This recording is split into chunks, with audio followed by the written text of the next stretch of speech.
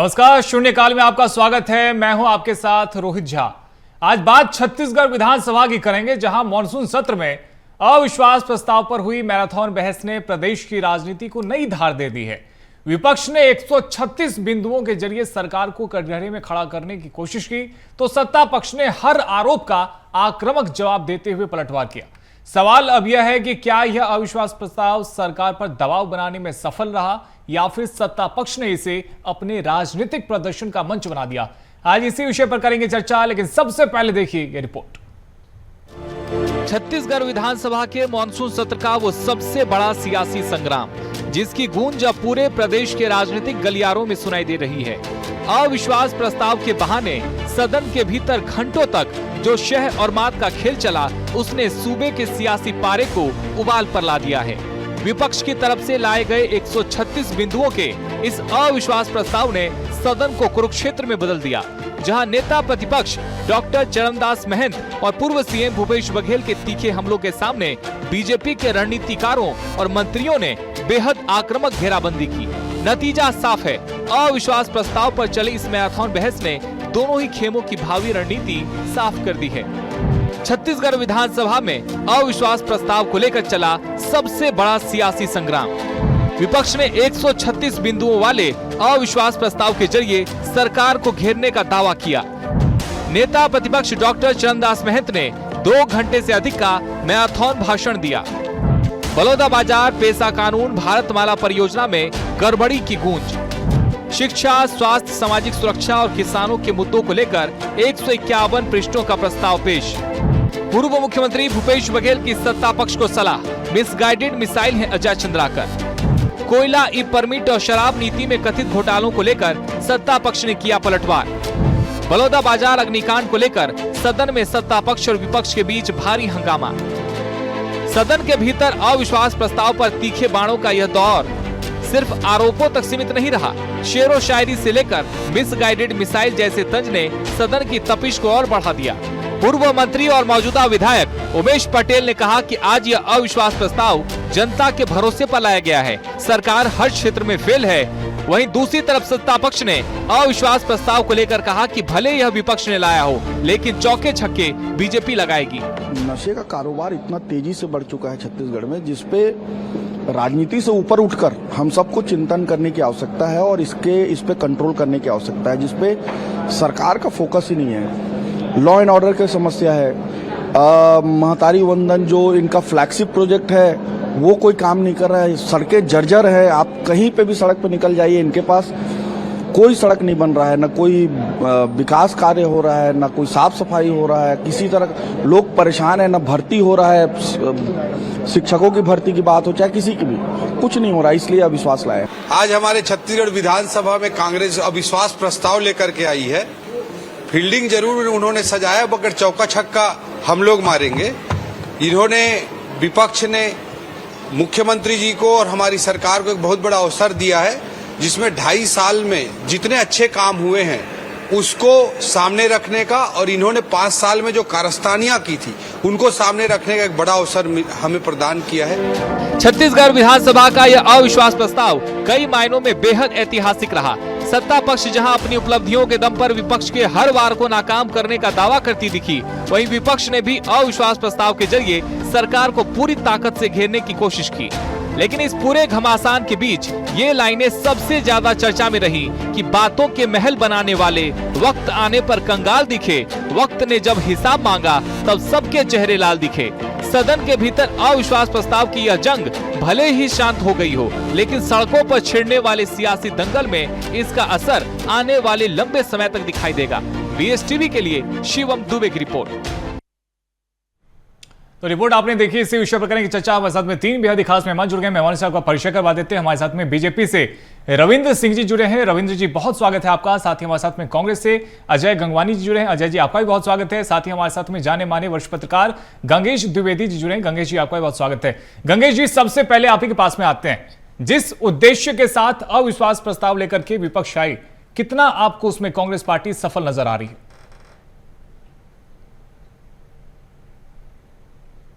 अविश्वास प्रस्ताव लाने के 2 प्रमुख उद्देश्य रहते हैं। एक तो ऐसा माहौल बना लेना कि सरकार को गिराया जा सके, लेकिन चूंकि कांग्रेस इतनी बहुमत में नहीं है कि सरकार गिरा सके, तो दूसरा उद्देश्य ये रहता है कि उन मुद्दों पर ध्यान आकर्षित कराएं जो पिछले 2-2.5 सालों में जनता से जुड़े हुए मुद्दे थे और जिनमें सरकार कहीं ना कहीं कार्रवाई करने में पिछड़ गई या फेल हो गई। इस मामले में कई 136 बिंदु जो लाए, कई सारे बिंदु ऐसे हैं जो वाकई में मैं मानता हूं कि इसको उठाने में कांग्रेस सफल हुई है, जो जनता से जुड़े हुए थे, जिन पे सरकार को काम करना था, लेकिन सरकार ने चूक कर दिया। तो सरकार और दोनों में अच्छी नोकझोंक भी हुई, दोनों पक्षों ने आपस में खूब शायरी भी की और मतलब एक अच्छे माहौल में चर्चा में कुछ हंगामा भी हुआ, कई सारे मुद्दे हंगामा के लायक थे, हंगामा भी हुआ। लेकिन इन सब से ये हुआ कि ये सारे मुद्दे कम से कम सरकार की नजर में अच्छी तरीके से आ गए। अब सरकार का धर्म भी ये कहता है कि ये जो मुद्दे हैं, सरकार जिस तरह से विपक्ष ने आज उसको सामने रखा है, इन मुद्दों पर एक एक करके सुधार किया जाए, जनता के लिए कम से कम सहूलियतें उपलब्ध की जाए। जैसे बहुत सारे मसले हैं, सड़क है, बिजली 2.5 साल में 5 बार बिजली की दर बढ़ाई गई है, सड़क उस तरीके से नहीं बन रही, इंफ्रास्ट्रक्चर कमजोर है, भर्तियां नहीं हो रही हैं, इस तरह की जो चीजें जनता से जुड़ी हुई चीजें हैं, महंगाई आसमान छू रही है, तो इन सब पे नियंत्रण करने की जरूरत है। तो ये सब चीजों को सरकार को ध्यान रखते हुए सुधार करने की जरूरत है और ये एक अच्छा प्रस्ताव था। मुझे लगता है इस पे सरकार अलर्ट भी होगी और आगे कार्रवाई करना शुरू करेगी, मुझे ऐसा लगता है। अजय गंगवानी जी, सरकार को भी लगभग 136 सप्ताह हुए हैं, ऐसे में 136 आरोप पद के साथ में आ पाए, 136 मुद्दों के साथ में आ पाए, तो क्या हर सप्ताह सरकार ने आपको एक ऐसा मुद्दा दिया जिसको लेकर आप उनको घेर सकते हैं? रोहित जी, महत्वपूर्ण है कि अविश्वास प्रस्ताव लाना विपक्ष का एक संवैधानिक अधिकार है। ये जो प्रस्ताव ला रहे हैं उसके पीछे के बहुत सारे महत्वपूर्ण कारण हैं। सबसे महत्वपूर्ण राज्य सरकार की गलत नीतियां, कहीं ना कहीं हर छत्तीसगढ़ की आम जनता, चाहे वो किसान हो, युवा हो, महिला हो या आदिवासी हो, एक आशा, एक उम्मीद लेके बैठता है। बड़े बड़े वादे आपने मोदी गारंटी के नाम पे किए, न किसानों को 500 में सिलेंडर मिल पाया, न आप 1 लाख युवाओं को रोजगार का दावा करते हैं। 3 साल आपकी सरकार को हो चुके, लगभग 8.5 युवाओं को रोजगार तो मिलता नहीं है, लगी लगाई नौकरी निकल रही है। आपने वादा किया कि 100 दिन में कर्मचारी को नियमित करेंगे, कि एक भी कर्मचारी नियमित हो पाया। 18 लाख प्रधानमंत्री आवास सिर्फ होर्डिंग में दिखता है। आज महतारी वंदन का लगातार ये दावा करते हैं, इन्हीं के द्वारा पेश आंकड़ों में कभी 0.25%, कभी 2%, 1-1 लाख तक का फर्क आ रहा है। आज 1,68,000 महिलाओं को जो काटा गया उसका कोई संतोषजनक जवाब नहीं आता। तो ये लगातार जो वादा खिलाफी है, एक महत्वपूर्ण बात है। अविश्वास प्रस्ताव लाने के जो महत्वपूर्ण बिंदु हैं, पहला राज्य सरकार की गलत नीतियां, दूसरा तानाशाही रवैया, द्वेषपूर्ण ढंग से पूर्ववर्ती कांग्रेस सरकार की 17 से अधिक कल्याणकारी योजनाओं को जानबूझकर बंद करना, बिगड़ती कानून व्यवस्था, बढ़ता भ्रष्टाचार, किसान विरोधी नीति, वादा खिलाफी, बढ़ती बेरोजगारी, विकराल महंगाई। महत्वपूर्ण बात है कि हम खुद देख रहे हैं 70 से 80% जनसंख्या रोहित जी किसानी कार्य से जुड़ी है। लगातार बेचारे खाद और बीज के लिए भटक रहे हैं। 15.5 लाख मीट्रिक टन खाद की जरूरत है और अभी तक यहाँ की शायद सरकार 30% भी जो है खाद और उर्वरक उपलब्ध नहीं करा पा रही है। मतलब 80% जनसंख्या लगातार परेशान है। आज माननीय विजय शर्मा जी ने इस विधानसभा के सत्र में खुद स्वीकार किया कि छत्तीसगढ़ में प्रतिदिन 4 जो है हत्याएं हो रही है, 9 से अधिक महिलाओं के साथ बलात्कार हो रहा है। रायपुर राजधानी में 6 गोलीकांड है। एसडीएम के कार्यालय, कलेक्टर के कार्यालय जला दिए जा रहे हैं। दौड़ा के जो है प्रशासनिक अधिकारियों को पीटा जा रहा है। तो न केवल यहाँ की जनता का, यहाँ के युवाओं का, महिलाओं का यहाँ की सरकार से विश्वास पूरी उठ चुका है। महत्वपूर्ण बात है कि यहाँ की शायद सरकार ने 2.5 सालों में 5 बार कुल मिला के 31%, जो छत्तीसगढ़ के इतिहास की सबसे बड़ी बढ़त है। और देखिए, ये प्रधानमंत्री आवास की बात तो छोड़िए, जो बेचारे ग्रामीण नकटी के वो था, उनके 85 लोगों के आशियाने को उजाड़ फेंकते हैं। लगातार व्यापारियों पे जीएसटी के छापे चल रहे हैं। शराब जो है उड़ता पंजाब की तर्ज पे छत्तीसगढ़ उड़ता छत्तीसगढ़ बनाने की तैयारी है। शराब की नदियां वहां के बैठे हैं यहाँ पे। और ये हर तरह से देखिए, आज जमीन की गाइडलाइन दर में 800% की वृद्धि। तो ऐसा कोई सगा नहीं जैसे भाजपा ने ढका नहीं। आखिरी महत्वपूर्ण बात कह रहा हूं, ये कांग्रेस के अविश्वास की बात नहीं है। आज अजय चंद्राकर, राजेश मूणत, इनके नेता वो खुद अपनी सरकार पे अविश्वास लेके बैठते हैं। आज 2-2 घंटे तक अजय चंद्राकर अपनी सरकार को कड़गड़े में खेलने की बात है। ये तो हमें तो अपने ने लूटा रोहित जी, गैरों में कहा दम था, हमारी कश्ती वहां डूबी जहां पानी कम था। इनके लिए तो विपक्ष से ज्यादा इनके खुद के नेता, चाहे अजय चंद्राकर हो, राजेश मूणत हो, अमर अग्रवाल हो या भैयालाल रजवाड़े हो, सारे लगातार मंत्री घिरे हुए रहे। ठीक है, अजय चंद्राकर को तो आप लोगों ने मिसगाइडेड मिसाइल तक कह दिया। ठीक है, अब रविंद्र जी से जवाब लेते हैं। रविंद्र जी, अजय जी साफ तौर पे ये कह रहे हैं कि जनता का विश्वास उठ चुका है, इसलिए विपक्ष अविश्वास प्रस्ताव लेकर के आया। साथ ही कई सारे सवाल भी आपसे अजय जी ने पूछे हैं, एक एक करके सभी सवालों का जवाब। बिल्कुल, मैं एक एक करके जवाब दूंगा। सबसे पहली बात तो जो जनता का विश्वास खो चुके थे, जो हार चुके हैं, वो आके आज मतलब अविश्वास प्रस्ताव ला रहे हैं और हमको बोलेंगे जनता का विश्वास। हम तो जनता के अदालत में गए थे, वहां शानदार विजयी हो क्या और आज सत्ता पे है और जनता की सेवा कर रहे हैं। अब एक एक चीजों का मैं पॉइंट वाइज जवाब दूंगा, उनको बोलिएगा शांत रहे। पहला तो बता देता हूँ, अजय चंद्राकर जी या मतलब ब्रिजमोहन अग्रवाल जी बोल रहे हैं, अमर अग्रवाल जी, क्या ये मतलब सत्ता से प्रश्न कर रहे हैं? उनका लोकतांत्रिक अधिकार है, विधायक हैं, प्रश्नकाल में कोई विपक्ष कहीं तो पूछेगा नहीं। और मुझे गर्व होता है अपने विधायकों पे, जब कांग्रेस के जैसे निकम्मे लोग विधायक बैठते हैं ना, तब वो प्रश्न नहीं पूछ पाते, वो हमारे विधायक पूछते हैं, वो अपने क्या कहते हैं अधिकारों का उपयोग कर रहे हैं। और बहुत अच्छा कहा अजय गंगवानी, गैरों में कहाँ दम था, उन्होंने स्वीकार कर लिया कि कांग्रेस में दम नहीं था, इसीलिए तो हमारे लोग पूछ रहे हैं। और मैं दूसरी बात बताता हूँ, भूपेश बघेल के समय तो ना इनके मंत्रियों में दम नहीं होता था, भूपेश बघेल का इतना खौफ था, प्रश्न पूछना तो छोड़िए, विधायक और मंत्री मिल नहीं पाते थे, उनके ऑफिस में इतना डर था, अपने मन की बात नहीं कह पाते थे। हमारे यहाँ विष्णुदेव साय सरकार का सुशासन है, एक एक विधायक दिलेरी से बात रखता है, जनता के हित में जो कांग्रेस नहीं कर पा रही हो आज हमारे लोग कर रहे हैं। तीसरी बात बताता हूँ मैं, ये बड़ा क्या कहते हैं उड़ता पंजाब का उदाहरण देते हैं, शर्म आनी चाहिए। वो उड़ता पंजाब में ना कांग्रेस की सरकार रही है, कांग्रेस की सरकार वर्षों तक, और वो अपनी सरकार की नाकामी कर रहा है कि क्या कर रहे हैं पहले तय कर ले। दूसरी बात, कोरोना काल में ना भूपेश बघेल की सरकार ने वैक्सीन नहीं पहुंचाया, लेकिन बताऊं चौक चौराहों पे गाड़ी के माध्यम से शराब बेचा, ऑनलाइन शराब बेचने वाली पहली सरकार थी कोरोना के काल में, और ये हमको बताएंगे। दूसरी बात, जिस शराब की बात कर रहे हैं, शराबबंदी किसका वादा था, किसका वादा था, इन्होंने किया। चौथी बात बताता हूँ, प्रधानमंत्री आवास योजना के बारे में बोल रहे थे, अरे प्रधानमंत्री आवास में 1500 घर रोज बन रहे हैं रोज। आपने 18 लाख लोगों का मकान रोका, 26,000 करोड़ हमने दिया, और आपके टीएस सिंह ने इस्तीफा क्यों दिया कि प्रधानमंत्री आवास नहीं बन पा रहा था। पंचायत एवं ग्राम उनके पत्र को पढ़ लीजिएगा। उसके बाद मतलब कांग्रेस के लोग ये कहते हैं, और मैं धन्यवाद देता हूँ कांग्रेस को कि उन्होंने अविश्वास प्रस्ताव लाया, उनकी नाकामी को और अपनी उपलब्धियों को पूरी दिलेरी से, पूरी शिद्दत से, पूरी तैयारी से हम रख रहे हैं। हमको तो अवसर ठीक है, ठीक है, गंगेश जी के पास में चलते हैं। गंगेश जी, जो बात यहाँ पर रविंद्र जी कह रहे हैं, ओपी चौधरी भी कुछ उसी अंदाज में जवाब देते हुए नजर आए। जब उनसे सवाल किया गया तो वो भी कुछ यही कह रहे थे कि फील्डिंग विपक्ष ने भले सजाई है, लेकिन चौके छक्के हम लगाएंगे। क्या लगता है, भारतीय जनता पार्टी वाकई में चौके छक्के लगाने में कामयाब रही? देखिए, जो कहना चाहिए, जो सीनियर विधायक हैं, जो पहले मंत्री रह चुके हैं, जिनको सत्ता का अनुभव है, उन लोगों ने आज खुल के इस बात की आलोचना की, सरकार में जो कमियां हैं उसको गिनाया। जैसे अजय चंद्राकर 15 साल मंत्री रहे हैं, और भी तमाम लोग। तो इसमें आप खुद ही चौके छक्के लगा रहे हैं अपने ही खिलाफ, मतलब खुद ही गोल पोस्ट में अगर आप गोल मारे कोई खिलाड़ी तो आप उसको क्या कहेंगे? तो ये इस तरह का कुछ मामला दिख रहा है मुझे। और विपक्ष ने अपना धर्म निभाया, अपनी तरफ से उन्होंने उठाया। बिल्कुल इस बात में कोई गुरेज नहीं है कि सरकार जिस तरह से चलना चाहिए उस तरह से नहीं चल पा रही है। सरकार में कुछ मैच्योर और अनुभवी लोगों को होना चाहिए था मंत्री के पद में, उन लोग नहीं है, ये एक बड़ी वजह है। सारे लोग नए हैं, और बदकिस्मती है कि 2.5 साल से अधिक हो चुका है जी, अभी भी स्थितियां कई विभागों में बहुत चिंताजनक हैं।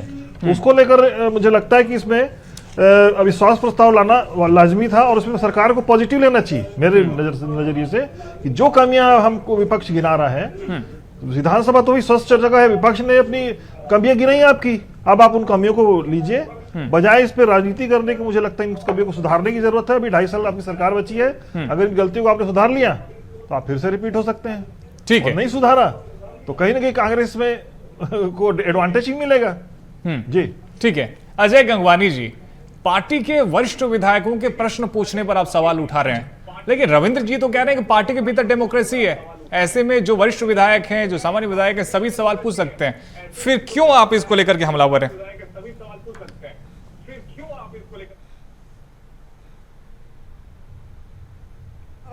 तब डेमोक्रेसी कहां थी भारतीय जनता पार्टी की? तब इनके नेता, इनके विधायक, इनके मंत्री क्यों प्रश्न नहीं उठाते थे? अचानक जब कुर्ता जैकेट सिलवा के मंत्री पद की शपथ की तैयारी करके बैठे थे और सारे बेचारे निराश हो जाते हैं। आज मुझे अच्छे से याद आता है, अजय चंद्राकर जब मंच पे पुरस्कार लेने के लिए गए थे, तत्कालीन प्रभारी नितिन नवीन जो वर्तमान राष्ट्रीय अध्यक्ष हैं, किस प्रकार मंच पे उनको खरी खोटी सुनाते हुए पुरस्कार को फेंकते हुए दिखते हैं। तो सारे वरिष्ठ नेताओं को तो इन्होंने मार्गदर्शन मंडल में डाल दिया है, जो 4-4 बार के विधायक, 15-15 साल के मंत्री, चाहे अजय चंदाकर हो, अमर अग्रवाल हो, राजेश मूणत हो, पुन्नू लाल मोहिले हो, प्रेम प्रकाश पांडे, सरोज पांडे, सारे लोगों तो ठिकाने लगा के बैठे हैं और ये बैठ के यहाँ पे लोकतंत्र की बात करते हैं। पूछ लीजिए मेरे मित्र से, आधी रात को 9:30 से 1 बजे तक मुख्यमंत्री के आनंद फानन में क्यों बैठक बुलानी पड़ती है? क्यों सरगुजा के 2 मंत्रियों के कार्यप्रणाली पर प्रश्न चिन्ह लगता है? क्यों माननीय मुख्यमंत्री से इस्तीफा मांगने की तैयारी की जाती है? क्यों पूरे मंत्रिमंडल के बदलने का लगातार मीडिया में कयास लगाया जाता है? महत्वपूर्ण बात मैं कहना चाह रहा हूं, अभी बड़े जोर शोर से रोहित जी सुशासन तिहार मनाया गया, 37 लाख आवेदन आए, 37 लाख लोगों ने शिकायत दर्ज की। मतलब ये मान लीजिए कि इतनी बड़ी जनसंख्या इस बात को अंडरलाइन कर रही है कि सुशासन की जो पोल खुल चुकी है, ये पूरी तरह कुशासन है। यहाँ पे रिमोट कंट्रोल, केंद्र शासित प्रदेश की सरकार चल रही है, इनको तो डमी चाहिए, कोई भी समझदार वरिष्ठ नेता इनको चाहिए नहीं। ये दिल्ली के एसी चैम्बर में बैठ के रिमोट कंट्रोल की सरकार चलाने का दुष्प्रयास कर रहे हैं। आखिरी महत्वपूर्ण बात मैं कहना चाह रहा हूं, भैया यहाँ किसान है, वो लगातार टोकन के लिए भटक रहे हैं। आप यहाँ पे कानून और संविधान के राज की बजाय गुंडा राज और जंगल राज है। आज अपराधी खुलेआम सोशल मीडिया में तलवार लहराते, कभी गोली चलाते हुए वीडियो वायरल कर रहे हैं। भैया आप ही के नेता अफीम की खेती करते हैं, शराब की नदियां बहाते हैं, आप उस चैनल को उस बात को स्वीकार नहीं करते। भैया आम आदमी की जेब में स्मार्ट मीटर लगा के स्मार्ट डकैती का आधुनिक तरीका खोजा आपने। आप ही के गृह मंत्री स्वीकार करते हैं कि अपराध रोकने में नाकाम है। ठीक है, ऐसा आदिवासी की ठीक है रविंद्र सिंह जी, भारतीय जनता पार्टी के सामने में डबल चैलेंज है क्या? एक तरफ तो कांग्रेस के विधायकों के सवालों के जवाब देने हैं, दूसरी तरफ पार्टी के ही वरिष्ठ विधायक भी सवाल कई तरह के पूछ रहे हैं। ठीक है, जवाब लेते हैं रविंद्र जी से। रविंद्र जी, वो चुप हो जाते हैं, जवाब देता हूं जी। कोई वो नहीं है क्या हमारे यहाँ, कोई अंतर भेद नहीं है, कोई मनभेद नहीं है। कांग्रेस की कपोल कल्पित कल्पना है। अब वो कल्पना में जीना चाहे तो जिए, हमारे यहाँ कोई वो नहीं है। अब मैं पूरा सिलसिलेवार जवाब देता हूँ ना, कि कुर्ता पहन के तैयारी कर लिए थे। मैं बताऊं, शाम को फटाका फूट गया था ताम्रध्वज साहू जी क्या कि मुख्यमंत्री बन गए। उसके बाद 2 चंगू मंगू लोग आपस में समझौता कर लिए, क्या हुआ क्या नहीं हुआ मैं नहीं जानता।